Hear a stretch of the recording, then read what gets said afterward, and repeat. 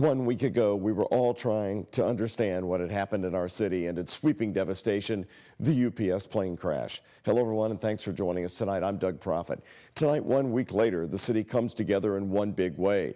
Black ribbons on display at the UK U of L rivalry game in downtown Louisville.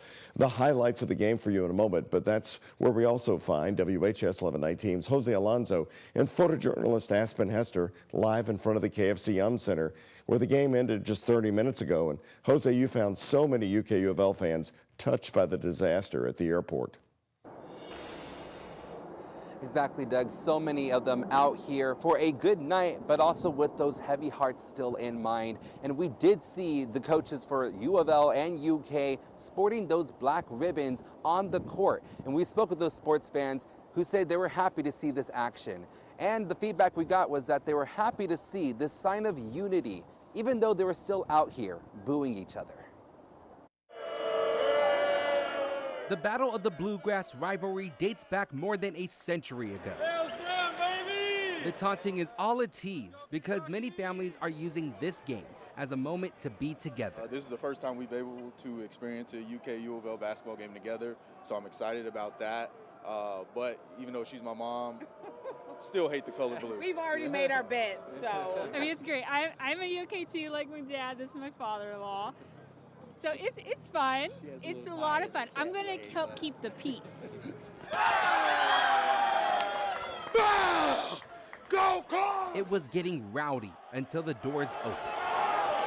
And fans started pouring in for the big game with a chant. Anytime you get, two premier programs playing against each other, it's great. As you can see, it's not just Louisville fans. It's a sea of blue in here right now as well. Regardless of the red or blue, this community of Kentuckians and Southern Hoosiers were glad to see both teams wearing these black ribbons. Both teams say it's to remember the victims of last week's UPS airplane crash. It is a tragedy, definitely one that shook the whole state of Kentucky. So I like the fact that everybody's coming together for that. A bad day in our city and in the state. Not like I said, living in Southern Indiana, it's bad for us too. It's just so I think it's a good way to start. I'm sure there'll be other memorials. And I have a niece that is a UPS pilot, and that stuck with me for a moment because we didn't know if that was one of their fights or anything. Not glad that the other families, hope things are going well with them, but it's just a relief knowing it wasn't her involved in anything. You hit it right there. Although these college sports fans were out here to have a fun night, they were still out here with those heavy hearts thinking about the lives that were lost last week in that UPS plane crash. Reporting live at the KFC Yum Center, Jose Alonso, WHAS11 night team on your side. Jose, thank you. We asked Louisville Mayor Craig Greenberg to be with us today right about the time the plane had taken off last Tuesday night. He's been continually meeting with family members since the crash. I asked him how the community is moving forward and about the black ribbons the coaches were wearing at the game tonight. Coming together as a community makes us stronger, gives us the opportunity to support and comfort one another, and we can rally around, whether it's the Cards or the Cats tonight. It'll certainly be the Cards for me, but whatever your choice. It's a great opportunity, hopefully the first sellout in many years in Yum Center. It will be a great show, and I'm proud that the teams are wearing black ribbons in honor of those who we've lost. Greenberg announcing a community resource center for people impacted can learn more about resources available to them. It's open from 7 a.m. to 9 p.m. daily, except for Sundays. There's also a call center you can reach to learn more about resources. We put the number on your screen, 502-473-5271. Also new tonight, 1 week later, a local pilot is making sure that her aviation community is supported and fed as they continue to work together after the devastation. WHAS11 night team's Alex Dieterer talked with her tonight. UPS planes taking off from Louisville's Muhammad Ali International Airport, but the MD-11s stay grounded. Sunlight beams down on the tarmac, a stark contrast to what filled the sky just a week ago. There's no days that are guaranteed as a pilot for anybody. Louisville pilot Sydney Martin has been flying for 5 years. She watched the scene unfold after the UPS cargo plane crashed just south of the airport. 3 crew members were on board. Being in the Louisville area and having it hit so close to home just gave me chills. An aviation community left grieving. Martin jumped into action. In less than 1 week, she's raised thousands of dollars to buy warm meals for Louisville's air traffic controllers and emergency crews. I can't imagine witnessing such a devastating event and continuing to have to work to keep others safe. Up in the air traffic control tower, Martin says the view overlooks the half-mile path of destruction from the crash. You can see the top of the building where it got hit, and then the top of the path as well. Louisville pilots, air traffic controllers, and first responders surrounded by tragedy. Louisville will always show up for each other. But also surrounded by neighbors who choose to step up and support them when it's needed most. In Louisville, Alex Dieterer, the WHAS11 night team on your side. On top of working after this tragedy, air traffic controllers are considered essential workers and are required to show up to work without pay during the government shutdown. To the rivalry game, and Kentucky's loss to the Cardinals, a sold-out Yum Center, the first time in 6 years. The Cardinals were the favorites to win this game. Sports Director Kent Spencer is here to tell you what went down in downtown. Kent? Yeah, Doug, this game appeared to be heading to a blowout. Louisville was the far better team for the first 28 minutes of the contest, and then things got interesting. Like you mentioned, this was the first sellout at the KFC Yum Center in 6 years. Donovan Mitchell on one of those in attendance. At one point, Louisville was up 20 in the second half. Kentucky using a massive run to get back in it. Colin Chandler's 3 makes it a 4-point game with less than 4 minutes to play. However, Louisville had the best player on the floor, and it was that guy, freshman Michael Brown Jr., who dropped 29. This one gave the Cards a little breathing room. Cards go on to win it 96-88. Louisville first win in the Battle of the Bluegrass since 2020. And in this game, Doug, Louisville was far more the aggressive team. And this is the stat that it shows the most. Kentucky, 14 assists, 14 turnovers. Louisville, 20 assists, just 6 turnovers. That's the game. This was the rivalry everybody wanted to see. It sort of rekindled it. Louisville won last time 5 years ago? Yeah. 2020, Kentucky had a 3-game winning streak in the series coming into this game.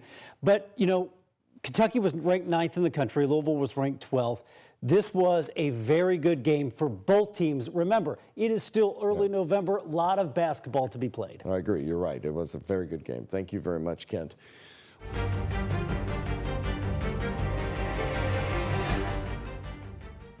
The longest government shutdown in U.S. history continues, and it could be ending sometime tomorrow.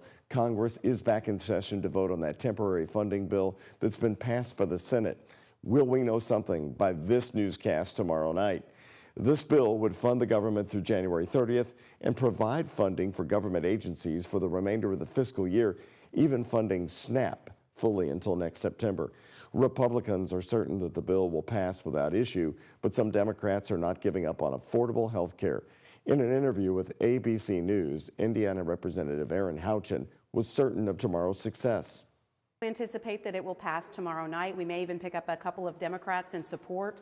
I think that this bill will go across the finish line. We'll get the government reopened and start paying our federal workers, our air traffic controllers, and hopefully things will start to get back to normal very quickly. Reopening the government would flow money into many bank accounts of federal workers who haven't been paid in 42 days, slowly improve the flight delays, and fill the pantries of SNAP recipients.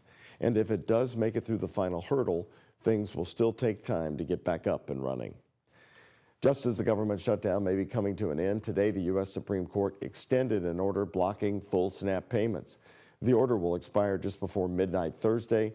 Yesterday, Indiana Governor Mike Braun made the announcement that he's moving forward with partial payments starting today, providing relief to 600,000 Hoosiers, and another 600,000 Kentuckians rely on SNAP benefits.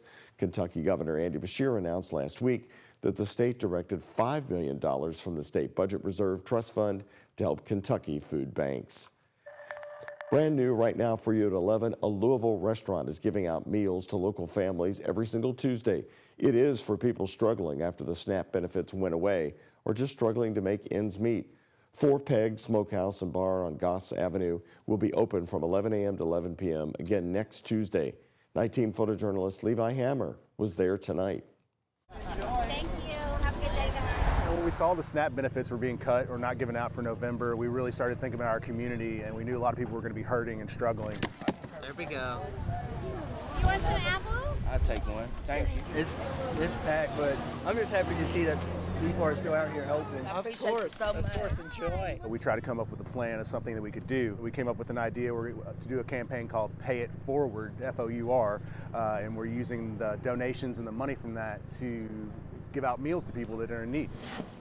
But as we've been giving out the meals, we've started seeing a lot of people who have families of 4, families of 6 at home, and they didn't have a way to feed them. We are extremely grateful that they're having this today. With Thanksgiving coming up and everything, we're actually getting pretty low on quite a few things, so this means a lot to us. It's going to hold us over for a while so that hopefully they can figure out the stuff with the SNAP. Thanks, Trey. Would you like an apple? Yes. Here. Life's okay. It's a little hard. It's a struggle every day, life and living. But, you know, there's places like this that is trying to make it a little easier for us. So I greatly appreciate it. It's beautiful. I love community, helping community, and coming together as a family. I'm not surprised that so many people need meals. I'm thankful that we were able to do it. We are doing our part. It's going to be a big day around WHAS11 and for you tomorrow as families are struggling in Kentuckiana to still put food on the table. Together we can help. Join WHAS11 and Dare to Care tomorrow all day long from 5 a.m. to 7 p.m. It's our telethon to fight hunger. And you'll see it right in our newscasts, also starting at 4. Your donations stay local, feeding families right here. Louisville firefighters headed to Central High School tonight. This is a breaking news update we've been following for reports of a fire in a nearby building. WHAS11 News is also on the scene tonight independently, and we are bringing you video from the scene. It shows the building on the property of Central High School near the indoor pool, the swimming pool area, damaged by a fire. Our photojournalist says a car there is also damaged by a fire. And video from people recorded at the scene given to us also shows the fire interrupted a swim meet tonight that was underway inside Central High School, but we're glad to report there are no injuries to report tonight.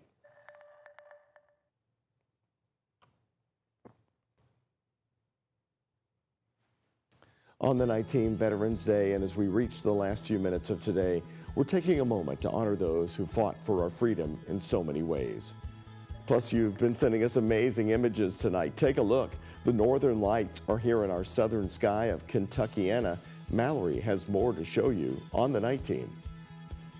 And thankfully, the clouds did clear just in time to view those northern lights tonight. It's chilly out there, though, with overnight lows dipping down into the upper 30s. We're talking about a warming trend that's coming up in our 7-day forecast. Here's a check of today's Kentucky Lottery jackpots. Mega Millions, $900 million. Powerball, $512 million. The Kentucky Lottery, funding education for over 1 million Kentucky students.